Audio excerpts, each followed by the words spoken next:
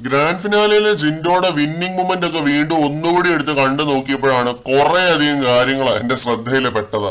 അതൊക്കെ നിങ്ങളോടും കൂടി ഒന്ന് പറയണം എന്ന് തോന്നി. അതാണ് ഞാൻ ഇങ്ങനെ ഒരു വീഡിയോ ചെയ്യുന്നത്. നിങ്ങളിപ്പോ നിങ്ങളുടെ സ്ക്രീനിൽ കാണുന്ന ഈ ഫോട്ടോസ് ഒക്കെ ഒന്ന് സൂക്ഷിച്ചു നോക്കിക്കേ. സീസൺ 3-ലെയും 4-ലെയും 5-ലെയും ഒക്കെ വിജയികൾക്ക് കിട്ടിയ ട്രോഫികളാണ്. അതിൽ ഏറ്റവും ചെറിയ ട്രോഫി ആരുടെയാണ് എന്നാണ് നിങ്ങൾക്ക് തോന്നുന്നത്? ഞാനൊന്നും പറയുന്നില്ല, നിങ്ങൾ പറയും. എന്നുവെച്ചാൽ ഈ ഒരു ഹൈറ്റും ആ ഒരു എസ്തെറ്റിക്കും ഒക്കെ വെച്ചിട്ട് ആരുടെ ട്രോഫിയാണ് ഏറ്റവും ചെറുതായിട്ട് നിങ്ങൾക്ക് തോന്നുന്നത്?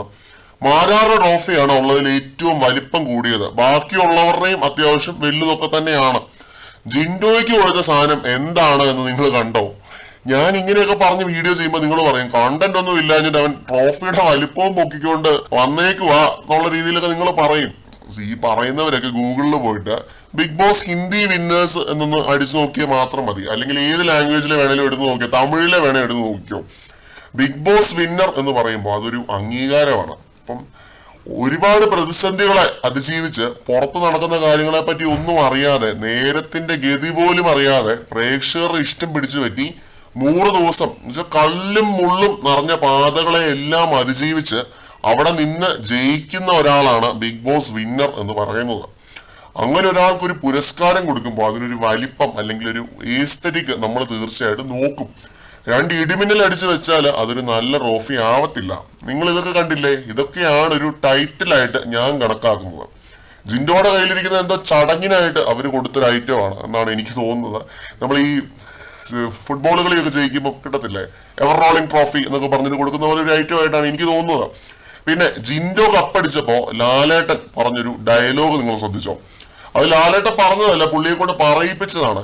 നിങ്ങൾ 2 പേരും വിജയികളാണ് എന്ന്. അത് അർജുനോടും ജിൻഡോയോടുമായിട്ട് പറയുകയാണ്, നിങ്ങൾ 2 പേരും വിജയികളാണ് എന്ന്. അല്ലാതെ എങ്ങനെയാണ് ലാലേട്ട? അത് എന്ത് ലോജിക്കാണ്? ഒരൊറ്റ ആളല്ലേ വിജയിക്കുന്നത്?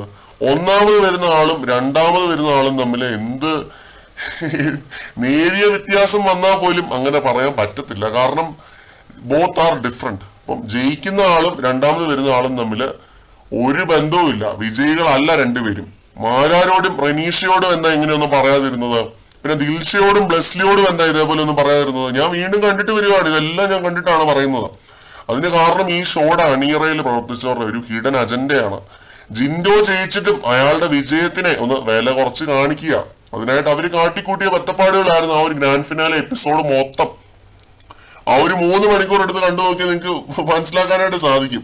ആ വോട്ടിംഗ് കാണിച്ചതായിരുന്നു അതിൻ്റെ അകത്തെ മെയിൻ ഒരു സംഭവം. അർജുൻ ഡിസേർവിംഗ് ആണ്, അർജുൻ അടിപൊളിയാണ്, അർജുന് വോട്ട് ഉണ്ടായിരുന്നു, അർജുന് ഫാൻസ് ആണ് എന്നൊക്കെ കാണിക്കണമായിരുന്നു. അതിനായിട്ടാണ് ലാലേട്ടനെ കൊണ്ട് പറയിപ്പിച്ചതും പിന്നെ ഈ പറഞ്ഞ പോലെ വോട്ടിങ്ങില് അർജുന്റെ ഒരു ആധിപത്യം കാണിച്ചതും എല്ലാം.